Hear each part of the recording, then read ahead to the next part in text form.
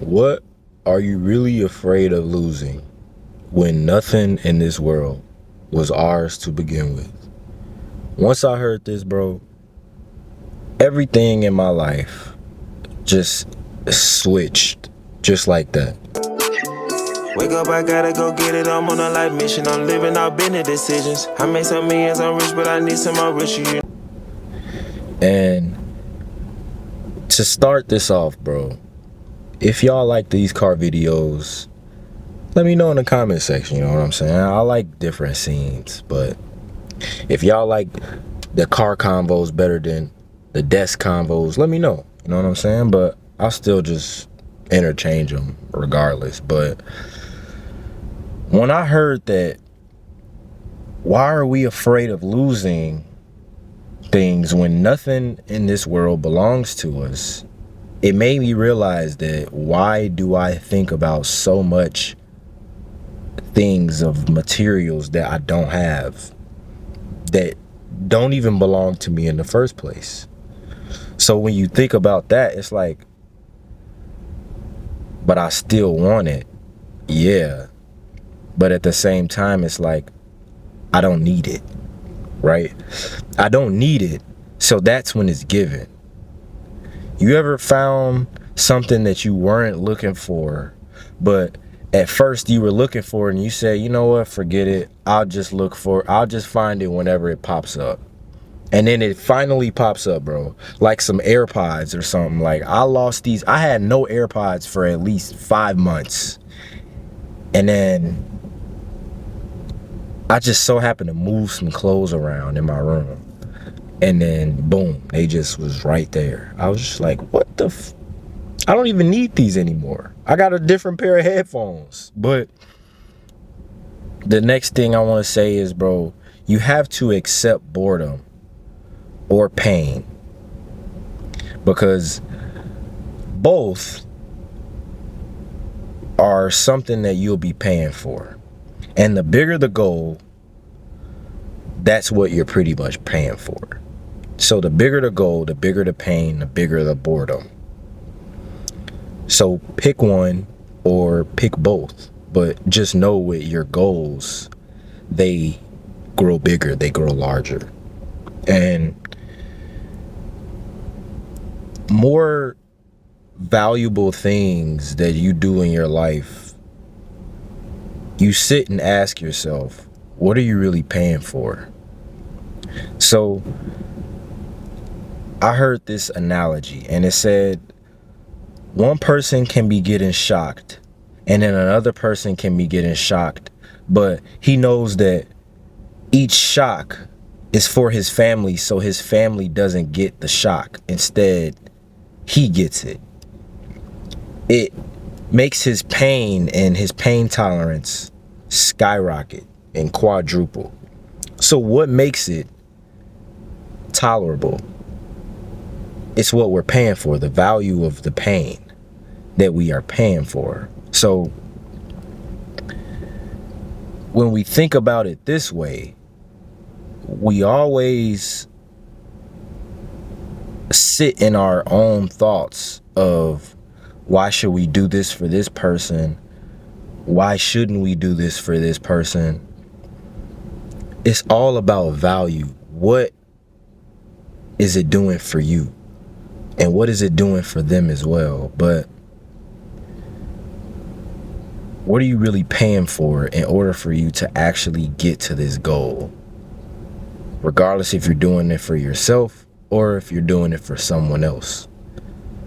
But if you're doing it for someone else, that's the wrong way to look at it, because yes, we are supposed to give. We are giving human beings, and I noticed that sometimes, majority of the time, when other humans give other humans things, they feel better sometimes, because some humans can be like, oh no, I'm taking that back. No, because they don't understand the actual concept of actual giving.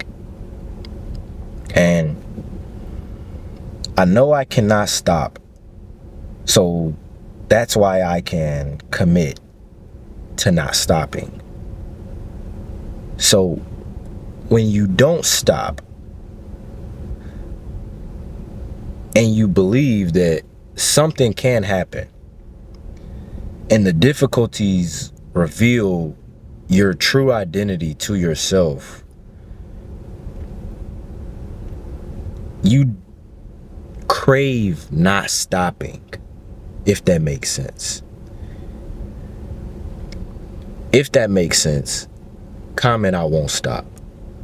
Because I know you won't stop, because you're at this part of this video, and it takes a lot of patience with hearing out people that are in personal development, because I was in a aspect of just clicking off of just, oh, this one looks better now. Oh yeah, that title looks better. Oh, that thumbnail looks good.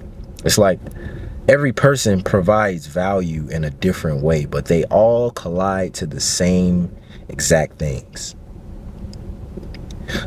And this all came to one perspective on how people just perceive me and look at me. And it's another thing that I heard. You live in a way that others don't prefer. So if someone were to pass you a bag of hot rocks, would you catch it? No, you wouldn't. Fucking bag's hot, right? So that's basically them projecting their preference on what you should do with your life. Those bag of hot rocks, you to choose to not catch it, which is you choose to not live in their preference of what they believe is a good life for you. So people try to project things onto other people's lives, and they don't understand that I don't want to live like you. So why would I want to listen to you? Simple as that. A lot of people post things on social media, and some people might get triggered by it because they feel like the person's talking to them. But it's like, at the end of the day, when you think about it, like, I don't live for you. I live for myself. I don't live in a preference that you confirm is on you. I confirm myself because I live in this way. I love the way I live. So this all comes down to a understanding, again, and piggybacking off of difficulties revealing you. The work you do is who you become. So as you do these difficult tasks, it's all about who you turn into as you complete these tasks. It's not about even doing the task at the best of your abilities. It's just the fact that you did this hard task. So if you wanted to call 100 people and you actually called and no one gave you the answer that you looked for, but the fact that you did 100 calls lets yourself know that you're able to do it and anyone else is able to do it, which is why once you continuously break this threshold of calling 100 people, you finally get a great answer. And other people will ask, how did you do it? You'll just tell them the exact same thing that you did. It's not rocket science, guys. But no matter how you feel, bro, so what? So what? Because, the resilience is what will make you into what you need to become and who you really want to become, and someone that you'll actually love. So I'm gonna end it off on 3 different perspectives you can look at your life to actually stop worrying and just live for the day, bro. The first phase of life is the frame of the veteran. You're all the way in your 80s or 90s and you're barely walking, and you have an event that comes up, and it's something that you've been going through 10,000 times plus, and it pops up again. So it's like, what do you do? Do you do this again?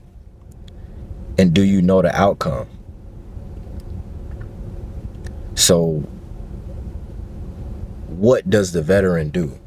The veteran knows how to go at this problem, right? And usually you don't care so much that you just go and do it because you've been going through it for so long. This is the first phase. So look at yourself as the veteran. You're old. You really don't care. You know how older people, they just don't care. They don't care what they say or think.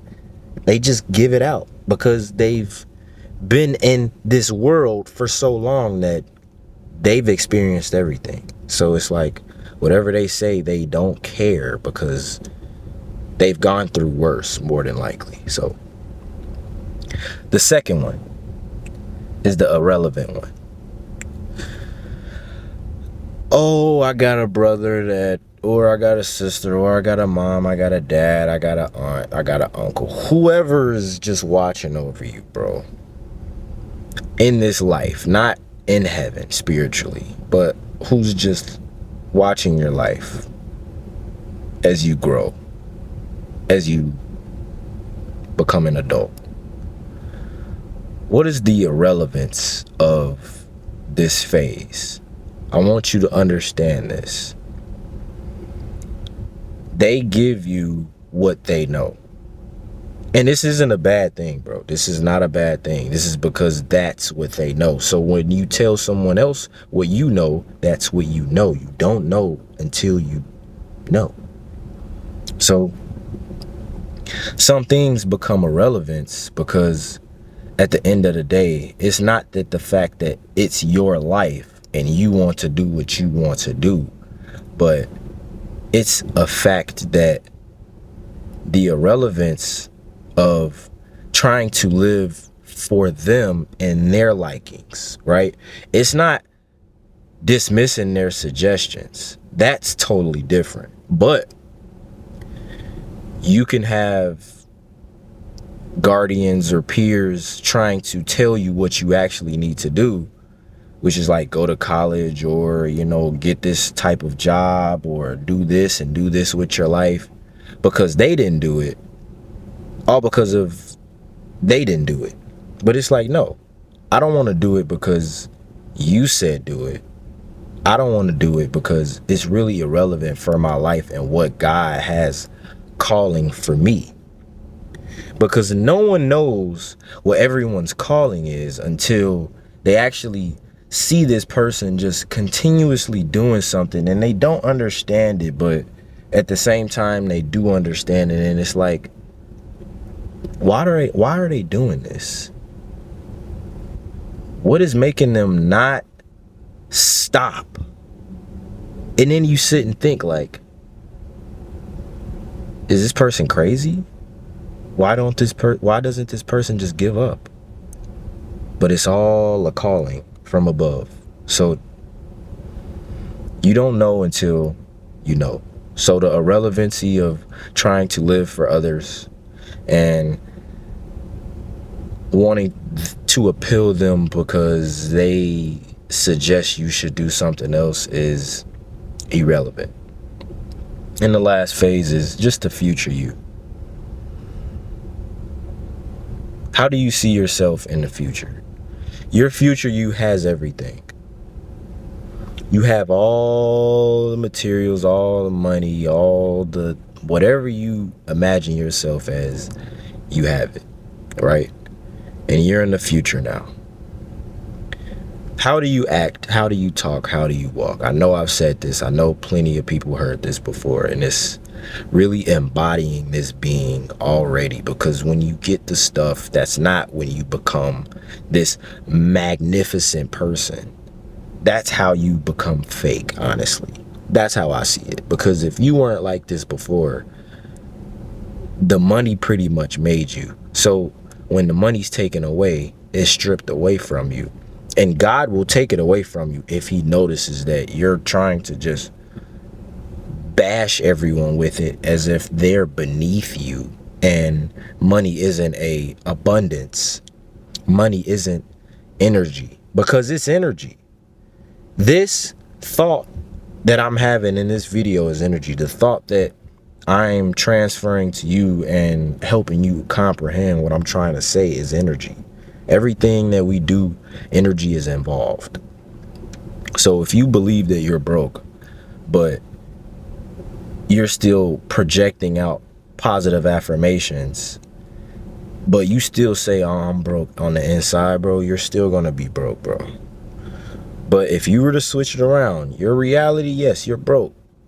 Your bank account's not where you want it to be at, but you still know, as long as you keep working, as long as you keep believing, as long as you keep just embodying this character,